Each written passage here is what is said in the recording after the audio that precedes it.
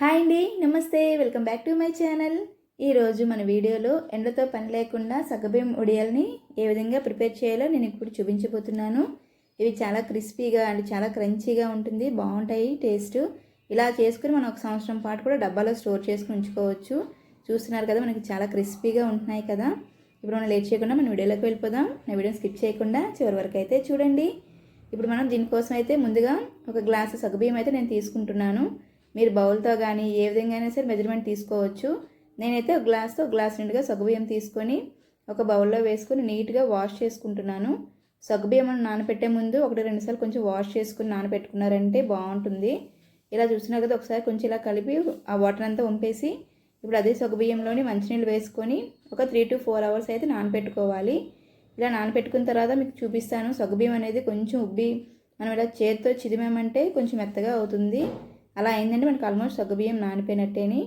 ఈ మనకి combination rice రసం చేసుకొని ఇలా వేపుకున్న సాంబార్తో కాంబినేషన్ అయినా ఈవినింగ్ స్నాక్స్కి అయినా సరే చాలా టేస్టీగా ఉంటుంది.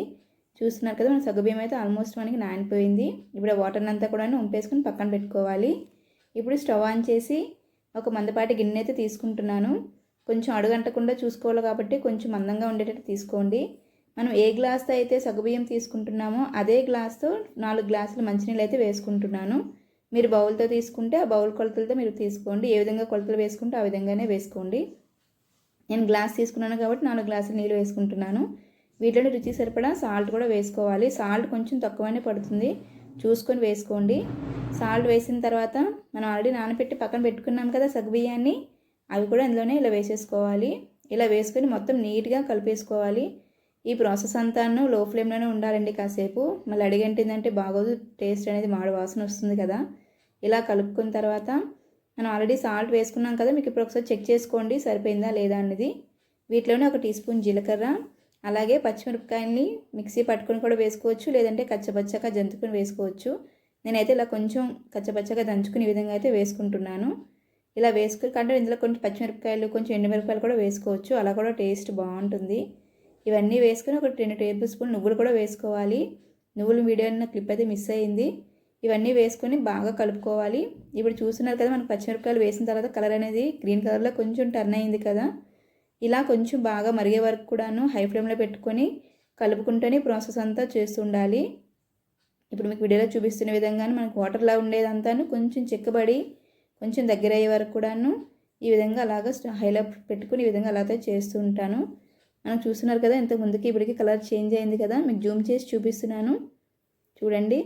మనకి ఈ విధంగా అయితే కలర్ అనేది గ్రీన్ కలర్లో మాడింది. సగ్గుబియ్యం కూడా బాగా ఉడికింది కదా. ఇప్పుడు మనం స్టవ్ ఇలా బాగా చిక్కబడిన తర్వాత, ఇలా బాగా మరుగుతున్నప్పుడు చిక్కబడిన తర్వాత ఒకసారి మళ్ళీ కలిపేసుకొని స్టవ్ ఆఫ్ చేసేసి చల్లారే వరకు కూడాను పక్కన పెట్టుకోవాలి.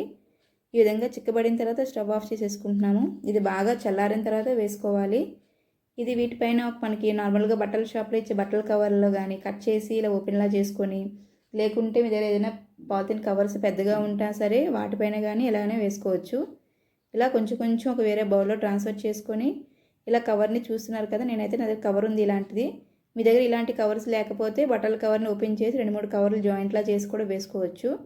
మనకు చూస్తున్నారు కదా, ఇలా చిన్న స్పూన్తో కానీ లేకుంటే చిన్న గరిటెతో కానీ ఈ విధంగా వేసుకోవాలి. ఇలా మొత్తం మీకు ఏ సైజులో కావాలనుకుంటున్నారో అదే సైజులో ఈవెన్గా వేసుకోవాలి. చూడండి, ఒకటి కూడా జరగకుండా నీట్గా స్టిఫ్గా వచ్చాయి కదా రౌండ్గాను. ఇవన్నీ కొంచెం ఒకవైపు ఆరిన తర్వాత తిరగేసేసుకొని ఒక 2 డేస్లో అయితే మనకి అంతా రెడీ అయిపోతుంది. మనకి ఆరిన తర్వాత చూస్తున్నారు కదా, సగ్గుబియ్యం అనేది ఈ విధంగా రెడీ అయ్యాయి. ఇప్పుడు మనం ఆయిల్లో డీప్ ఫ్రై చేసుకొని సర్వ్ చేసుకుంటే మనకి ఎంతో టేస్టీ అయిన సగ్గుబియ్యం వడియాలు అయితే రెడీ అయిపోయింది. ఇది రసం చేసుకుని సాంబార్కులాగైనా ఈవినింగ్ స్నాక్స్ పిల్లలకి ఇచ్చినా సరే చాలా ఇష్టంగా తింటారు. నా వీడియో నచ్చినట్లయితే నా ఛానల్ లైక్ చేసి షేర్ చేసి సబ్స్క్రైబ్ చేసుకోవడం మాత్రం మర్చిపోవద్దు. మీరు ఇచ్చే లైక్ అనేది నాకు వీడియో మరింత మోటివేషన్గా అనిపిస్తుంది అండ్ మరికొంతమందికి రీచ్ అయ్యేలా చేస్తుంది. ఇలాంటి కొత్త రెసిపీ కోసం నా ఛానల్ సబ్స్క్రైబ్ చేసుకోండి. Thank you for watching.